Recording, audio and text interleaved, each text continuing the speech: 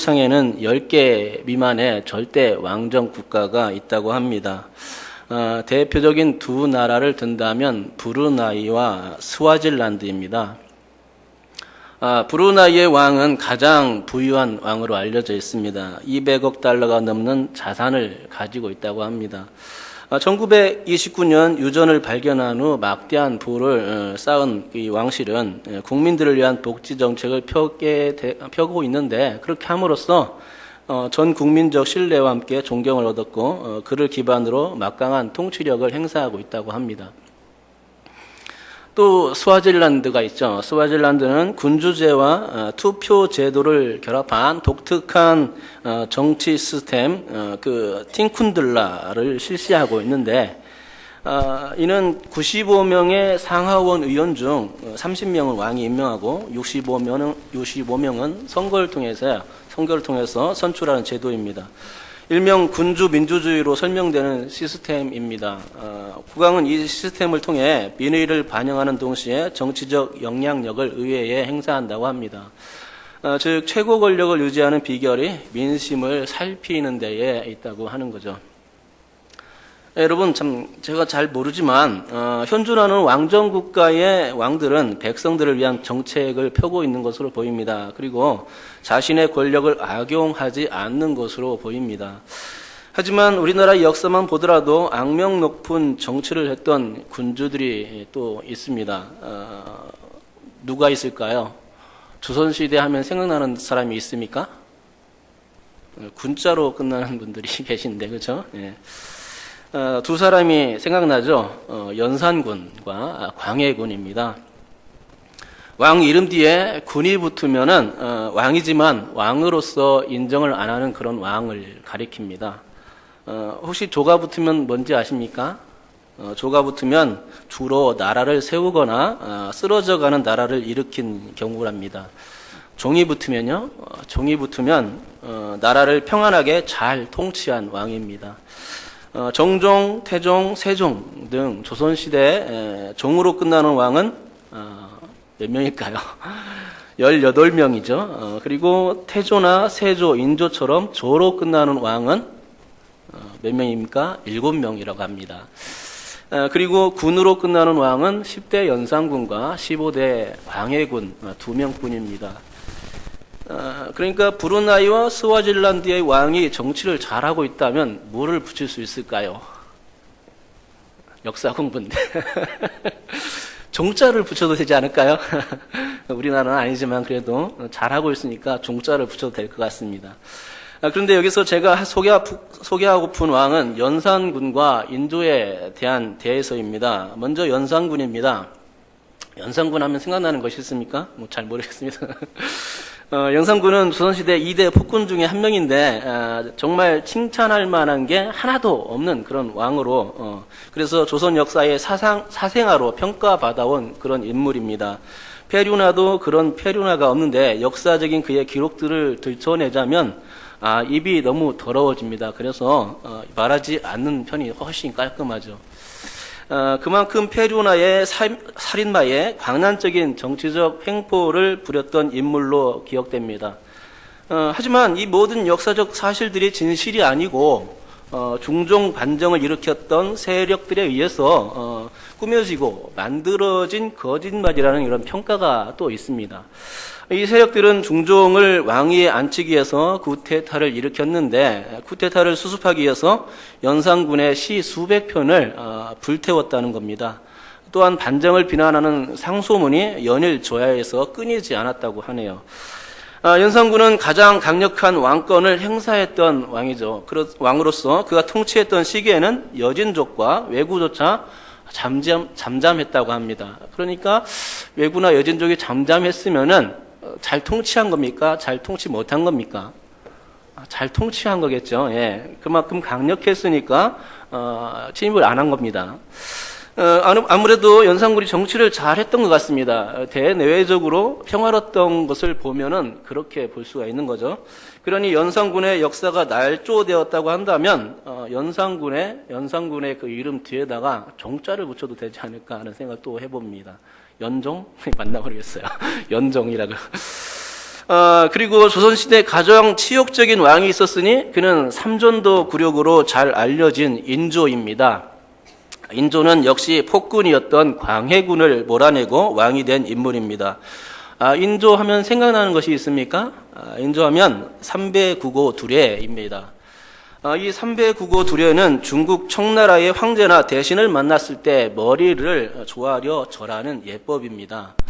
3번 절하고 9번 머리를 바닥에 찢는 거죠. 머리를 바닥에 찧으면 당연히 이마가 터지고 피가 나겠지요. 예.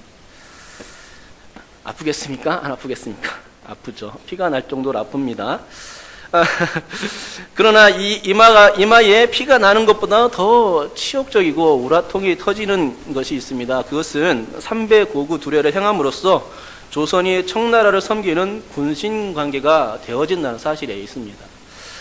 조선시대에, 아니 우리나라 역사에 왕이 이렇게 치욕적인 일을 당한 사례는 없었죠. 인조는 주변 정세를 잊지 못했고 그래서 세력이 커가는 청나라가 아니라 명나라를 섬겼던 것입니다. 그러니 정묘호란과 병자호란을 불러들일 수밖에 없었습니다. 더군다나 왕으로서 허리를 굽혀 절하고 머리를 찧어야 하는 굴욕까지 당해만 했습니다. 그러면 외교는 그렇더라도 나라는 잘 다스렸을까? 또 안정시켰을까? 그렇지도 못했다는 것입니다. 구체적으로 얘기하면 한도 끝도 없기 때문에 여기서 멈추겠습니다. 그래서 당대의 평가와 후대의 평가를 종합해 보건대 인조는 한마디로 무능한 왕이라는 평가를 받고 있는 거죠. 그러니 연산군과 인조는 아주 상반된 인물임에 틀림없습니다. 여러분 역사 공부 또 재미있게 들으셨습니까? 예, 종, 군 이거는 확실히 알았죠 오늘. 역시 역사 공부를 더 하고 싶은 분들은 저한테 물어보면 안 되고요. 우리 은송이한테 물어보시기 바랍니다. 왜 은송이냐? 역사 공부를 잘 못하는데 다른 공부에 비해서 제일 못합니다. 제일 못하는데 요즘 만회해 보려고 굉장히 인터넷 강의도 듣고 노력하고 있습니다. 그러니까 만약에 질문하실 거 있으면 우리 딸한테 질문하시기 바랍니다. 거기 화이트보드에다가 자세히 설명해 가면서 이제 알려줄 거예요. 나중에 화이트보드 하나 사달라고 그러는데 꼭 사줘야 될 것 같아요. 역사 공부 잘하라고. 그렇습니다. 여러분, 권세 있는 왕도 무릎을 꿇을 때가 있습니다. 어떤 사람을 만났을 때 그렇게 무릎을 꿇습니까? 두말하면 잔소리죠. 그 왕보다 더 힘이 센 사람이 나타났을 때 그 사람 앞에서 무릎을 꿇게 되는 거죠. 어떻게 꿇습니까? 깨갱하고 그리고 무릎을 꿇습니다. 그 사람 앞에서 굽신굽신해야 하고 머리를 조아리며 무슨 말 하는지 쫓아다니면서 적어야 합니다. 안 그러면 김정은 밑에 있는 사람들처럼 하루아침에 이슬되어 사라집니다. 안 그러면 그렇게 되는 거죠. 근데 사실 지금 북한의 김정은은 역대 권력자들 중에서 찾아볼 수 없는 괴짜 군주라는 생각이 듭니다. 연설하는 도중에 꾸벅 졸았다고 그 사람을 죽인 예는 역사적으로 전무후무한 예일 겁니다. 그만큼 강력한 권력을 가지고 있다는 반증이고 또 그만큼 공포 통치를 하고 있다는 증거일 것입니다. 그러나 김정은도 무서워해야 하는 분이 계십니다. 아직은 김정은이 철모르고 날뛰고 있지만 결국에는 알 것입니다. 자기가 진정으로 머리를 조아리고 굽신거려야 하는 분이 누구인지 말이죠. 현재 김정은은 단명설이 떠돌고 있고 고조 할아버지인 김영직의 예언에 의하면 김씨 일가의 통치는 3대를 넘기지 못할 것이라고 그런 예언이 있습니다. 만일 그렇게 된다면 세습체제가 무너지겠죠. 그리고 통일이 또 이루어질지도 모를 일입니다. 그리고 중요한 것은 김정은은 하나님께 심판을 받고 삼배고구 두례보다 더 심각한 치욕을 지옥에서 경험하게 될 것입니다. 오늘은 왕에 대해서 살펴보고 있습니다. 본문도 어김없이 왕의 얘기입니다. 오늘 이 3개의 구절을 읽었는데 저는 이 3개의 구절에서 무릎 꿇는 왕의 모습을 보았습니다. 절대로 무릎 꿇지 말아야 할 것 같은 왕, 그런 이미지 아닙니까? 왕의 이미지는 그런 겁니다. 하지만 본 구절에서는 반드시 무릎을 꿇어야만 하는 왕의 그런 숙명적인 모습이 그려져 있습니다. 이 3구절에는 왕이 해야 될 일들이 적혀 있는데 그것은 율법과 관련된 일입니다. 18절에서는 왕이 율법서를 보면서 친히 그 율법을 파피루스에 적는 모습이 선연하게 그려지고 있습니다. 19절에서도 왕이 된 자가 해야 될 일이 나타나고 있죠. 그것은 자기 손으로 기록한 그 율법책을 손에 들고 다니면서 읽는 모습이고, 또 율법 조항대로 순종하는 모습이 너무나도 선연하게 그려져 있습니다. 또 20절도 마찬가지입니다. 20절은 왕과 왕의 자손이 하나님께 복을 받는 모습이 그려져 있는데, 그 복을 받는 이유가 어떤 겁니까? 하나님의 율법, 하나님의 그 말씀을 명령대로 좌로나 우로나 치우치지 아니하면 받을 수 있다고 말씀하고 있는 것입니다. 다 율법과 관계된 얘기죠. 제가 이 세 구절을 설명드렸는데, 혹시 여러분 이 설명을 들으면서 왕이 무릎을 꿇는 모습이 보이십니까? 멍한 상태입니다. 꿇는 모습이 안 보이시나 봐요. 저는 그게 보입니다. 왕이 율법책에 하나님의 말씀을 기록하는 모습 자체가 벌써 무릎 꿇는 모습입니다. 비근한 예로 김정은이 하는 말을 그의 측근들이 하나라도 놓치지 않으려고 어떻게 합니까? 수첩과 펜을 들고 다니며 적는 모습, 그런 거죠. 저도 양복 주머니에, 왼쪽 주머니에 보여드릴까요? 실물을 보여드렸습니다. 수첩이 있습니다. 수첩. 그 양복 안쪽 주머니에는 뭐가 있을까? 볼펜이 있습니다. 수첩과 볼펜을 가지고 다닙니다. 왜 이렇게 수첩과 볼펜을 가지고 다닐까요? 그것은 담임 목사님의 말씀을 놓치지 않으려고, 좀 더 교회 일을 잘해보려고, 지금 일어나는 일들을 놓치지 않으려고, 또 부목사로서 실수치 않으려고 들고 다니는 것입니다. 그렇다면 김정은 측근들도 마찬가지 아니겠습니까? 그들이 왜 수첩을 들고 다닙니까? 그것은 김정은의 비호를 맞추어 주기 위해서죠. 또 혹시나 잊어버렸다간 안 그렇다가는 죽을 수도 있기 때문에, 그리고 김정은의 말대로 해야 하기 때문에, 또 혹시나 잊어버렸다간 낭패를 당할 수 있기에 등등의 이유가 될 것입니다. 그래서 그들에겐 수첩이 필수적이고 볼펜이 상용품인 것이죠. 하지만 여러분, 왕보다 더 힘센 사람이 왕 앞에 섰음에도 불구하고 그 사람 앞에서 굽신거리지 아니한다면 어떻게 되겠습니까? 왕보다 권위 있는 그 사람 앞에서 반항하거나 반발하게 되면 당장의 댕강? 댕강입니다. 두말할 필요도 없습니다. 그냥 댕강 하는 거죠. 우리네 집에서도 그렇지 않습니까? 예를 들면 엄마보다 힘이 센 아빠가 공부해라, 은찬아 공부해라, 밥 먹어라. 저기 있어요, 우리 아들이. 딸도 있고 다 있네요. 우리 가족 다 모였습니다. 공부해라, 그리고 밥 먹어라, 씻어라, 싸우지 마라, 심부름 좀 해라, 해라 막 자꾸 하죠. 그런데도 얘가 말을 안 듣는 거예요. 그러면 어떻게 됩니까? 때리기 좋은 날 작정했다가 한꺼번에 모아서 혼낼 것입니다. 언젠가는 힘센 아빠가 폭발한다는 거죠. 폭발해서 그렇게 조치를 취한다는 겁니다. 말 안 듣는 것은 엉덩이에 뿔난 송아지나 안 듣는 것이지, 귀가 달린 사람은 부모님의 말씀을 들어야 합니다. 그것이 자녀된 모습이고 부모님의 말씀에 순종하는 그런 것이 태도가 바로 효도죠. 그러니까 왕도 자기보다 더 힘이 센 왕이 있다면, 그런 사람이 있다면 그렇게 힘이 센 왕을, 황제를 모시며 또 섬겨야 하는 것이 마땅한 것이죠. 안 그랬다간 큰 코 닥칩니다. 안 그랬다간 인도처럼 치욕을 맛보게 될 것입니다. 치욕을 맛보기 전에 충성하는 모습을 보여야 마땅하고, 그래야 별탈이 없는 거죠. 사실 남유다가 멸망당한 이유도 다 그런 겁니다. 힘센 나라 바벨론을 섬기라고 예레미야 선지자가 수십 번, 수백 번, 수천 번 얘기했음에도 불구하고 애굽을 섬기면서 징그럽게도 말을 안 들었습니다. 엉덩이에 뿔 났죠. 여러분, 그러다가 망한 거죠. 누구한테요? 힘이 센 나라 바벨론과 바벨론의 왕한테 멸망당한 겁니다. 애굽을 섬기지 아니하고, 바벨론 섬기지 아니하고, 애굽을 섬기지 아니하고 바벨론 섬겼다면 예루살렘 성전이 완전히 파괴되는 치욕은 맛보지 않았을 것입니다. 유다는 멸망 당시에 시드기야 왕이 어떻게 통치했느냐? 시들시들 통치했는데, 그가 바벨론만 제대로 섬겼다면 그의 눈이 뽑혀서 갈 일은, 뽑혀서 이렇게 바벨론으로 끌려갈 일은 없었을 것입니다. 또 포로되어 끌려가는 수모도 겪지 않았을 것이고요. 바벨론 감옥에서 죽을 때까지 고생하는 일도 없었을 것입니다. 하지만 그런 일이 벌어졌고 그것은 바벨론 왕 느부갓네살의 말을 우습게 여긴 탓이었습니다.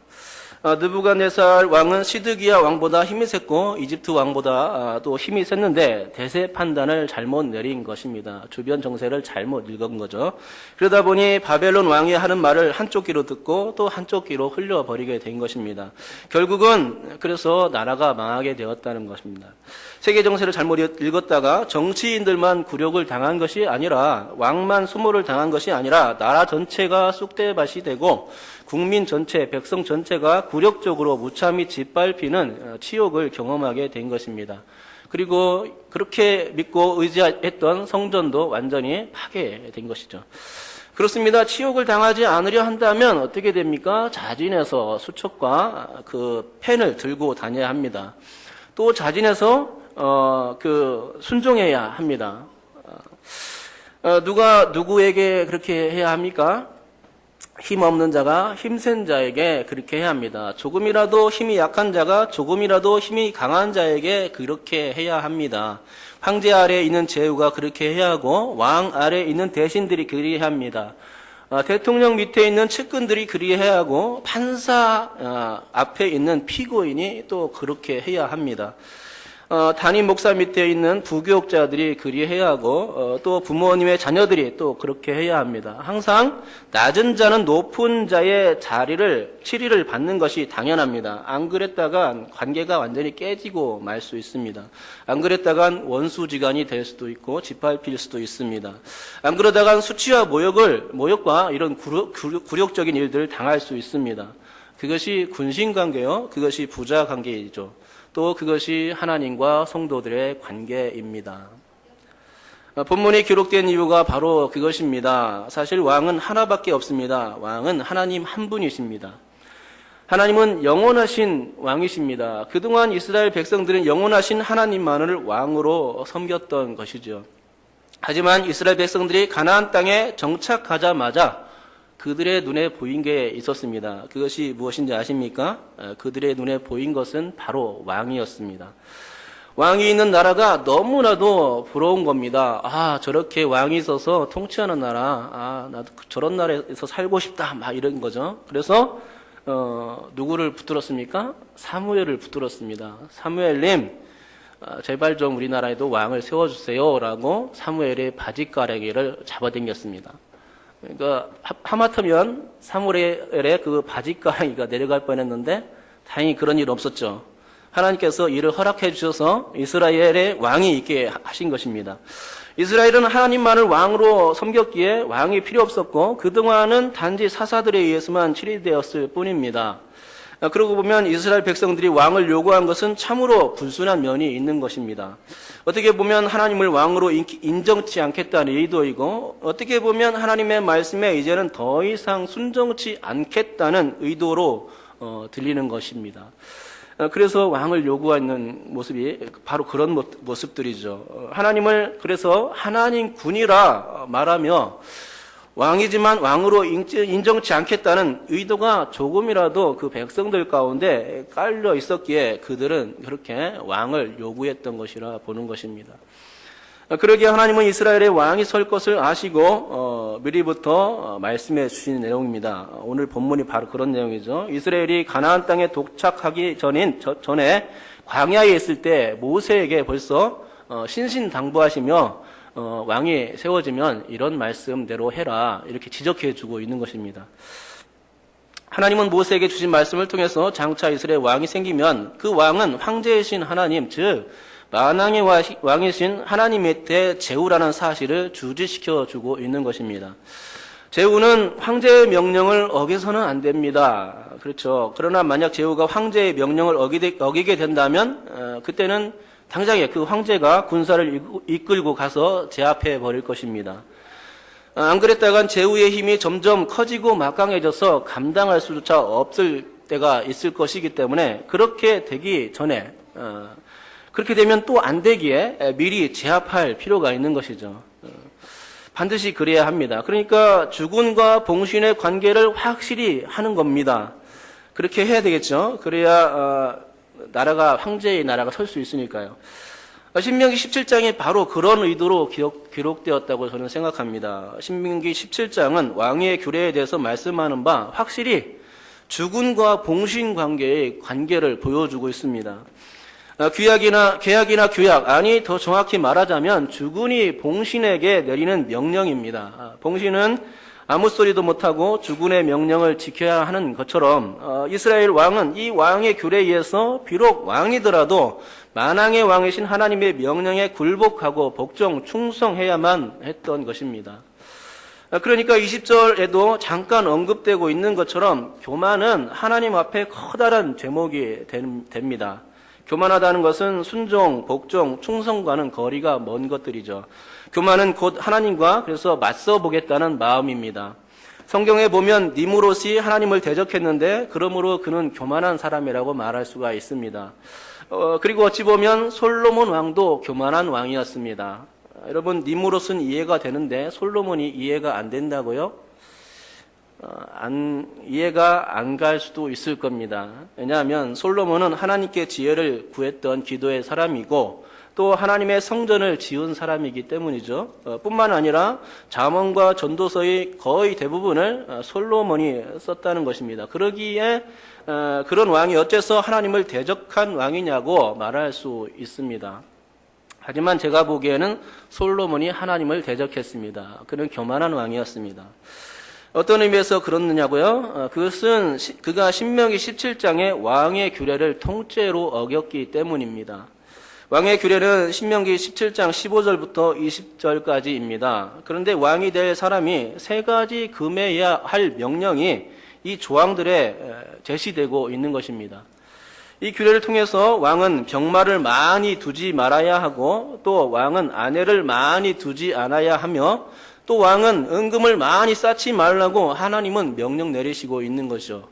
그런데 솔로몬이 어쨌다고요? 솔로몬이 왕이 된 이후로 병마와 아내와 은금을 많이 취했다는 것입니다. 하나님의 말씀을 정면으로 어긴 것입니다. 봉신이면서도 하나님의 말씀, 황제이신 하나님의 말씀을 정면 대결해서 맞받아 친 것입니다. 그러니까 왕의 규례를 통째로 어긴 사람이 바로 솔로몬 왕이기 때문에 그는 교만하다고 말씀드릴 수 있을 것입니다. 그래서 그는 교만한데 또 하나님을 대적했다고 말할 수 있겠지요. 하나님의 말씀을 순종치 않으면 그것은 하나님을 대적한 것과 다름없습니다. 말씀을 듣지 않을 때 교만한 사람이 되는 것입니다. 어쩌면 그는 만왕의 왕이신 하나님을 없인 여기는 그런 마음이 있었다고 해야 좋을 것입니다. 안 그랬다면 그는 신실한 마음으로 하나님께서 명령하신 이 왕의 규례를 철저히 지키려고 했고 또 철저히 지켰을 것입니다. 하지만 그렇지 못했던 것입니다. 그것이 그가 교만했던 증거입니다. 여러분, 오늘은 주교구사 헌신예배인데 왜 왕 얘기만 잔뜩 하느냐고 그 마음속으로 생각하시는 분들이 계실지 모르겠습니다. 그런데 저는 이 왕의 얘기보다 더 중요한 교육은 없다고 생각합니다. 왜냐하면 왕조차도 하나님의 말씀을 지켜야 했기 때문입니다. 왕조차도 하나님의 말씀을 받아 적어야 했고 왕조차도 하나님의 말씀을 놓치지 않기 위해서 매일같이 읽어대며 왕조차도 하나님과 그 말씀 앞에서 벌벌 떨며 순종해야 했기 때문입니다. 왕 위에 오르면 자기 마음대로 해도 될 것 같은데 이스라엘의 왕은 절대로 그렇지 않아야 함이 특징이었던 것입니다. 이스라엘은 신정 통치를 받는 나라였기에 아주 그것은 당연했습니다. 그러기에 왕이 있어도 그 왕은 어쩌면 허수아비 왕인 것이죠. 진짜 왕은 하늘에 계신 하나님이시기 때문입니다. 진짜 왕이신 하나님이 이렇게 해라 저렇게 해라 지시하면 지상의 왕, 이스라엘의 왕은 꼼짝없이 그 말씀대로만 해야 하는 게 신정 통치 국가의 특징이라는 것이죠. 혹시 여기 계신 분들 중에 나는 신정 통치를 받지 않을 거야 라고 선언하실 분이 계십니까? 그런 분들은 왕의 통치나 왕의 명령, 왕의 규례들을 지키지 않아도 됩니다. 철저히 무시해도 상관없습니다. 하지만 나는 하나님의 통치를 받아들이겠습니다. 이렇게 고백하시는 분은 오늘부터 수첩과 볼펜을 꼭 지참하고 말씀을 적으면서 다니시길 바랍니다. 왜냐하면 하나님의 통치를 받는 사람은 왕의 명령에 복종하고 부복하는 사람들이어야만 하기 때문입니다. 여러분, 지상에는 몇 개 안 되는 절대 왕정 국가가 있다고 초반에 말씀드렸는데 사실은 예수 믿는 사람들 그 모두가 다 절대 왕정 국가에 귀속되어 있는 사람들입니다. 하나님이 통치하시는 하나님의 그 나라 안에 속해 있는 백성들이라는 것이죠. 이 하나님의 백성들은 그래서 그 하나님 나라의 규율대로만 움직여져야만 합니다. 그 규율대로 움직이지 않으면 그는 분명히 하나님 나라의 백성이 아닌 것입니다. 분명합니다. 우리 다 같이 베드로전서 2장 9절을 찾아서 읽어보겠습니다. 베드로전서 2장 9절입니다.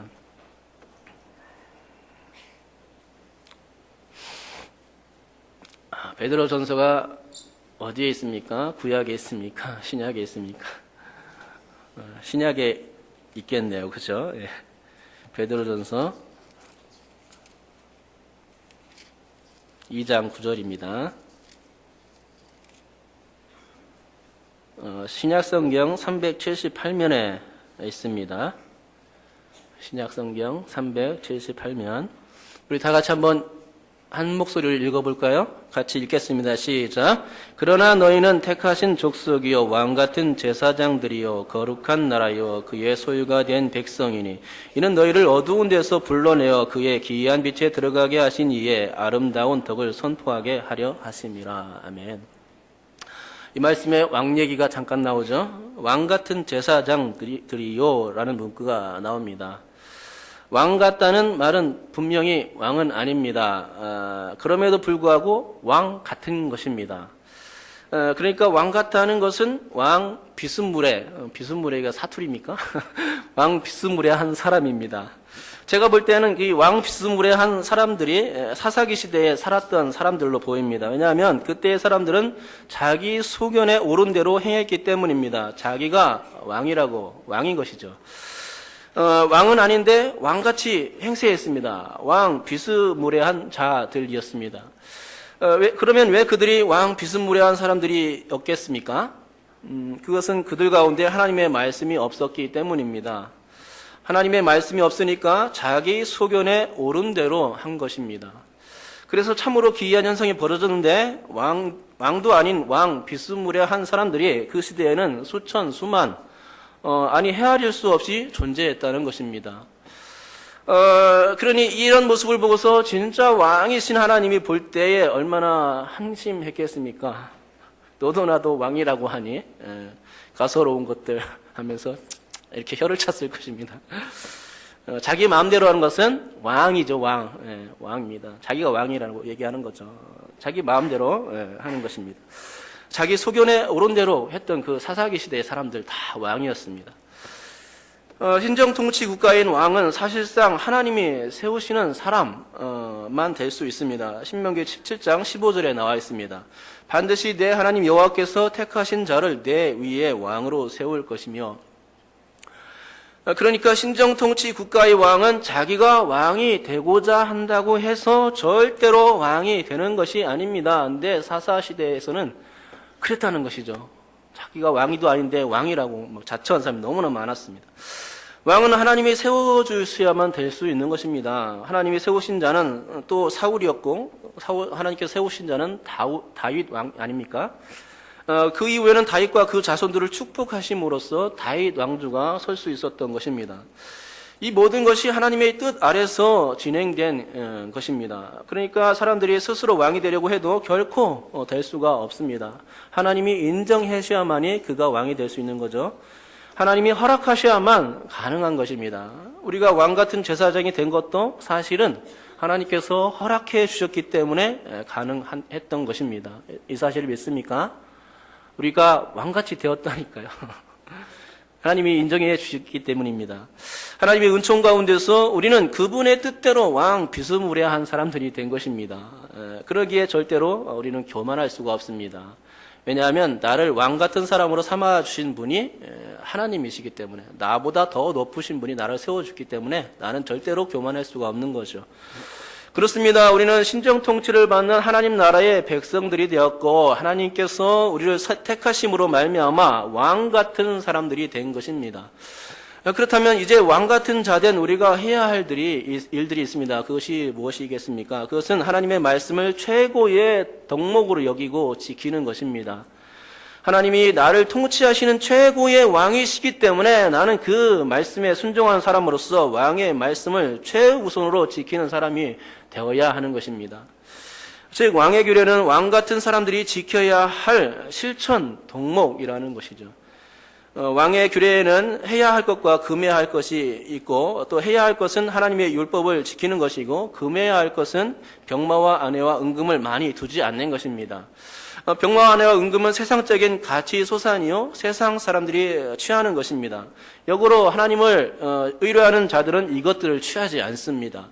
하나님을 의뢰하고 의지하는 자들은 병마에 기대지도 않고 아내를 많이 두지도 않으며 은금을 신뢰하지도 않습니다. 오직 하나님을 의지하고 의뢰하며 그분만을 신뢰한 자들이 그분의 말씀을 듣기 위해서 애쓰며 수첩과 펜을 들고 다니면서 주님께 달라붙어서 다니는 사람들이죠. 그렇다면 이 왕의 규례를 토대로 하여 주교교사들이 배워야 할 게 있다면 그것이 무엇이겠습니까? 예, 그것은 세상의 그 무엇보다도 하나님의 말씀을 중히 여기는 것입니다. 또 그렇게 여기며 세상의 그 어떤 것들보다도 하나님의 말씀을 우선하여 가르치는 것입니다. 프로그램이 절대 아니죠. 그것은 은금을 의지하는 것과 같은 것입니다. 간식을 많이 주는 것도 아닙니다. 신월중부에는 간식을 많이 준다고 소문이 있는데 예, 간식을 많이 주는 것이 아닙니다. 그것은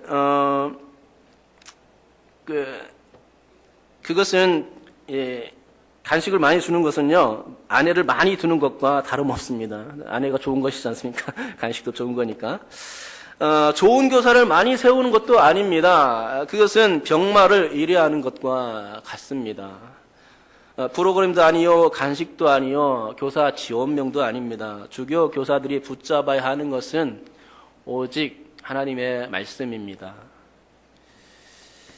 한 나라의 왕일지라도 율법에 순종하며 그 말씀의 토대 위에 서야 했던 것이라면 왕 같은 자는 더더욱이나 왕이 아니기 때문에 왕 같은 자이기 때문에 더더욱이나 하나님의 말씀을 토대 위에 서야 하지 않겠습니까?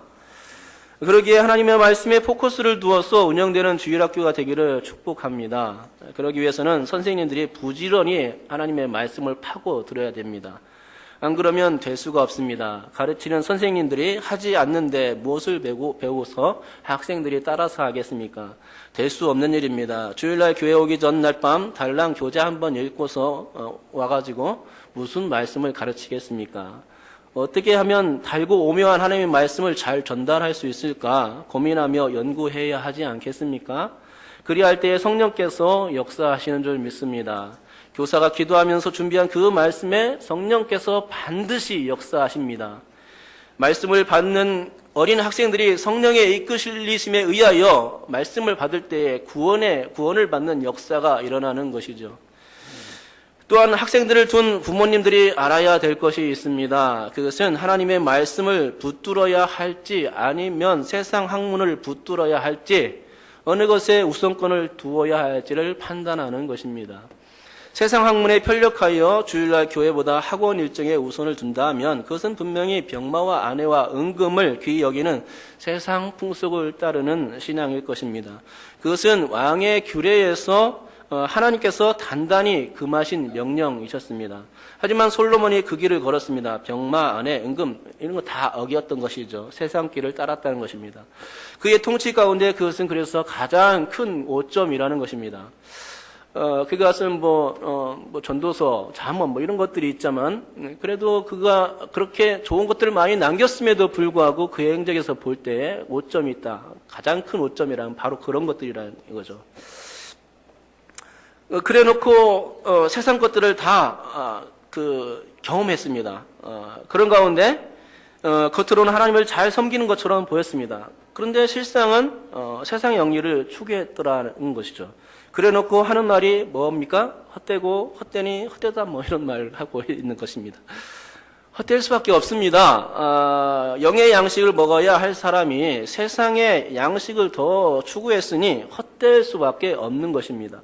하나님을 믿는 신앙과 그분의 말씀을 붙드는 것을 최우선으로 여겨야 할 신정국가의 왕된 최고 지도자가 세상 것을 탐닉하고 추구했으니 헛되다고 고백할 수밖에 없는 것입니다.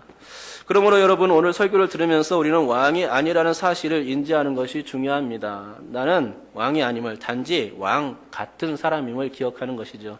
왕은 자기 마음대로 할 수 있으되 왕 같은 사람이나 왕 비스무리한 사람, 자칭 왕, 허스아비 왕 등은 자기 마음대로 했다간 큰일 납니다. 우리는 비스무리한 왕이기 때문에 자기 마음대로 할 수가 없습니다. 자기 마음대로 했다간 나중에 삼배고구두레를 당할지도 모르고 헛되고 헛되다 하며 인생을 헛살았다고 고백하게 될지도 모를 일입니다. 인생의 중요한 것은 세상의 성공이 아닙니다. 세상의 성공을 추구하는 사람은 하나님 나라에 합당하지도 않습니다. 인생에서 가장 중요한 것은 영혼의 문제이고 구원의 문제입니다. 그래서 하나님께 찰싹 달라붙어 있는 것이 매우 중요합니다. 세상에 붙었다가 하나님께 붙었다가 간에 붙었다가 슬기에 붙었다가 하는 것은 옳지 않습니다. 신앙이란 중간이 없습니다. 미지근한 신앙을 거부합니다. 차갑거나 아주 뜨거워야 되는 것이죠. 그러므로 오늘 왕 같은 자가 해야 할 일은 하나님의 말씀 앞에 무릎을 꿇는 일입니다. 마음판에 말씀을 새기는 일입니다. 주교교사의 가장 중요한 임무가 바로 그것입니다. 본인이 먼저 하나님을 사랑해야 하고 또 사랑해서 또 품고 다녔던 그 말씀을 가르쳐야만 합니다. 왕 같은 자가 정말로 왕 같은 존귀한 자가 되는 길은 그것밖에 없습니다. 철석같이 하나님의 말씀에 붙들리고 부복하는 일, 그것이죠. 왕이나 왕 같은 자는 진정한 왕이신 하나님의 통치를 받아야 하고, 통치를 받을 때 가장 중요한 것은 그분의 입에서 흘러나오는 말씀, 오직 하나님의 말씀을 듣고 지키는 일이라는 것입니다. 그거밖에 없습니다. 저는 분명히 믿습니다. 우리 신월중부 주일학교가 하나님의 말씀을 가장 우선적으로 가르칠 때에 주일학교가 부흥하고 또 어린 신령들 가운데 구원의 역사가 일어날 줄 믿는다는 것입니다. 여러분들도 그걸 믿고 또 주일학교 교사들이 철저히 또 그것을 믿고 나갈 수 있기 바랍니다. 그냥 분명히 우리 신월중부교회 주일학교를 축복해 줄 줄 믿습니다. 우리는 왕 같은 자로서 하나님의 말씀에 무릎을 꿇어야 하는 존재입니다. 이 사실 위에 자신을 부단히 채찍질하시고 말씀을 가까이 하시기 바랍니다. 하나님을 의뢰하시기를 그래서 그분의 말씀을 듣는 일을 게을리하지 아니하고 열심히 들음으로 말미암아서 자기가 묵상한 거, 깨달은 거 이런 것들을 아이들에게 가르쳐 주시기 바랍니다. 그러면 변화의 역사가 분명히 있을 줄 믿습니다. 그래서 우리 주일학교가 말씀으로 풍족해지는 또 성도님들도 마찬가지입니다. 주일학교만 그러면 안 되겠죠. 성도님들도 말씀에 풍성한 삶을 누릴 수 있기를 주님의 이름으로 축복합니다. 기도하겠습니다. 하나님 아버지 감사합니다. 오늘 또 주께서 붙들어 주셔서 말씀을 전했습니다. 하나님 부족한 말씀이지만 하나님 아버지 최선을 다해서 전했습니다. 하나님 아버지 받는 자들이 그것을 아멘으로 받게 도와주시옵시고 하나님 그래서 주님의 말씀을 최우선으로 여길 수 있는 신월중부교회 되게 도와주시옵소서. 주교 교사들 되게 도와주시옵소서. 하나님 왕도 무릎을 꿇는 것은 무엇이냐? 하나님의 말씀입니다. 이 말씀에 철저히 부복하는 삶 되게 하여 주옵시고 말씀을 중심으로 뜨거워지고 말씀으로 중심으로 구원의 역사가 일어나는 신월중부교회와 또 주교교사 주일학교가 되게 도와주시옵소서. 감사드리며 예수님의 이름으로 기도드립니다. 아멘.